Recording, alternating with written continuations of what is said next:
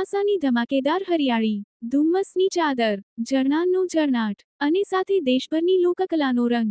ગુજરાતના એકમાત્ર hill station સાપુતારામાં શરૂ થયો છે મોન્સૂન ફેસ્ટિવલ 2026નો ભવ્ય મહોત્સવ.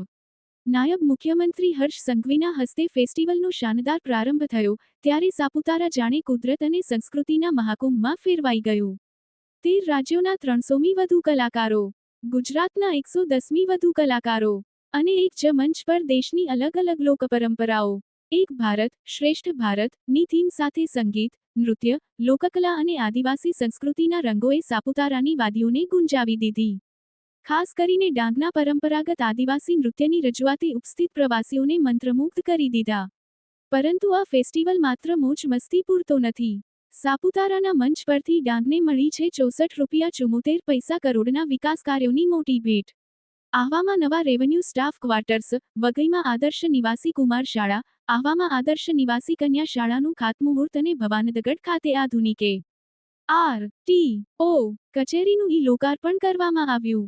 એટલું જ નહીં, સાપુતારાના સનસેટ અને સનરાઈઝ પોઈન્ટને નવી પ્રવાસન સુવિધાઓથી સજ્જ કરવામાં આવ્યા છે, જ્યારે ₹21.36 કરોડના ખર્ચે આધુનિક ઓડિટોરિયમનું કામ પણ પ્રગતિ હેઠળ છે.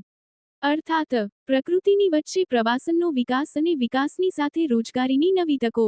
ગત વર્ષે સાપુતારામાં લાખો પ્રવાસીઓ ઉમટ્યા હતા અને સ્થાનિક વેપારીઓ, હસ્તકલાકારો, હોટેલ ઉદ્યોગ, ટેક્સી ચાલકો અને સ્વસહાય જૂથોને પણ તેનો સીધો આર્થિક લાભ મળ્યો હતો.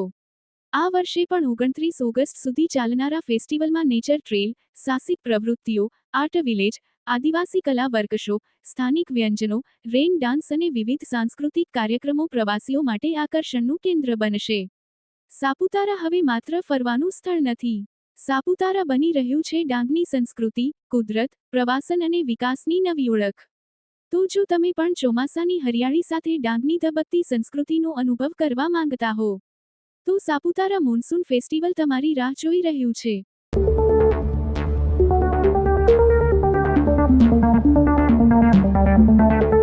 नमस्ते, ब्लू मून मोबाइल गैलरी में आपका स्वागत है। यहाँ आपको सभी प्रमुख ब्रांडों के फोन और अप्लायंस मिलेंगे। आज ही तुलसी एस्टेट, डुंगरी, वलसाड में हमसे मिले।